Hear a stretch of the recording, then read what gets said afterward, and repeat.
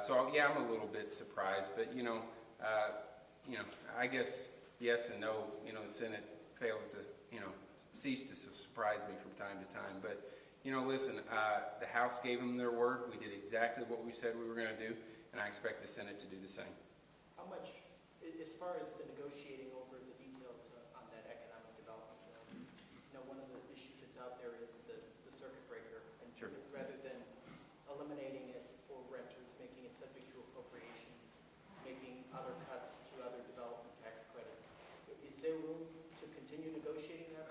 We've spent 6 weeks negotiating, and we are going to stick with the position that we've had unless both sides agree that a change is necessary. So there will be some areas that we may find agreement with them. Maybe circuit breaker is one of them.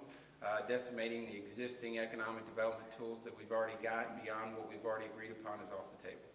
Are you surprised that local control may still be in trouble?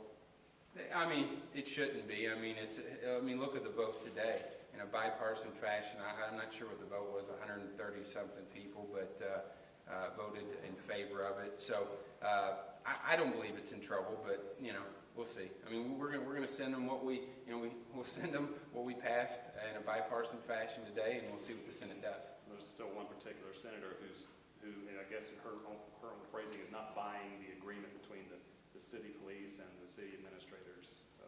No, that's her deal. She doesn't even live in the city.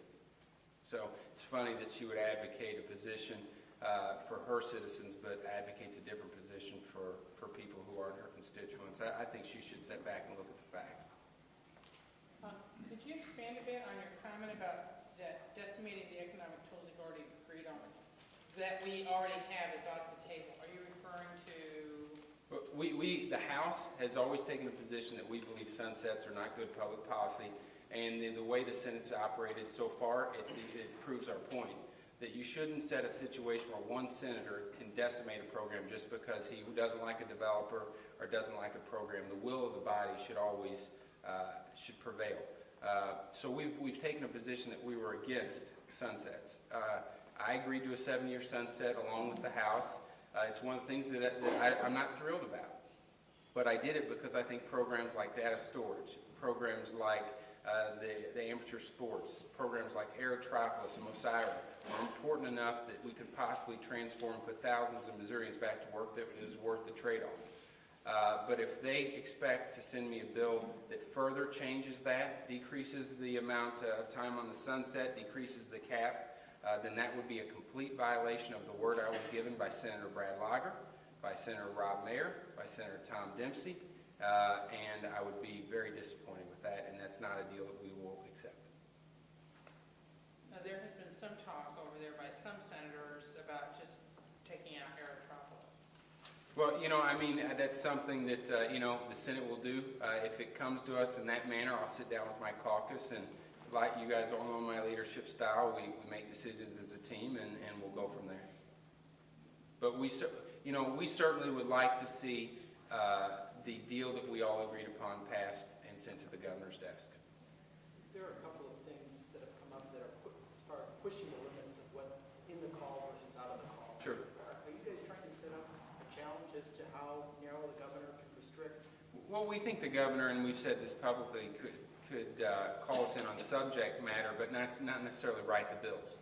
I think our budget chair Sylvie's bills, clearly the call is not included for those things, but we feel like they're important enough and good enough public policy that maybe the governor will rethink his position on that. I met with the governor's office today about a provision that we added to Representative Bill White's bill on TIF language that the Joplin City Council has asked us to include. And so I've just encouraged him that we're gonna do a few things that may not be in the call, but we're hoping that he sees the wisdom of these issues and will amend the call to include them. And our budget chair mentioned on the House floor that there's precedents from it from, I believe, 1997. So I think we're doing something that's good for the citizens of the state, and we hope that the governor joins us in those efforts. Is it to attempt to get the governor to expand his call or give you a venue to, No, from a court perspective, is the governor allowed to narrow it to the degree that Well, I think like I said, the governor has the ability to make a call on subject matter but not write legislation. That's the prerogative of the legislative branch. Clearly, the bills that our budget chair filed, Representative Sylvie, are not mentioned in the call, and I think from that perspective, we'd ask him to expand the call to include that. Could there be a court fight? I guess potentially if we passed them and they were on the governor's desk. You know, I think that's a worst-case scenario, and if you look at the things that, I mean, they're not crazy things. We're just trying to help the citizens of Joplin.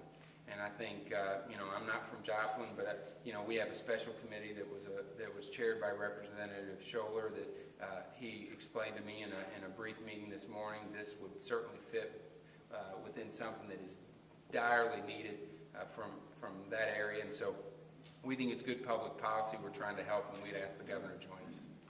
Now, the bill dealing with business taxes, would that also apply to other parts of the state, like St. Louis County, where they've been decimated by tornadoes as well, or is that just for Joplin? Bill, would you come address that question? Yes, it applies to all the disaster zones.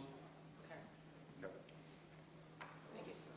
Mr. Speaker, I want to come back and make sure I understood you right. As far as the narrowing, what's in the call and what's out of the call. When you said it's the worst-case scenario, that would be a lawsuit? You said challenging that? Or Well, what? she asked me could it end up in the courts, and I said that would be a worst-case So scenario. you're not trying to... No, absolutely not. lay the Listen, groundwork we're not trying to play gotcha, you know, or I wouldn't have had the governor's office come. I mean, he was on the dais with me today, and I was working on my way through it.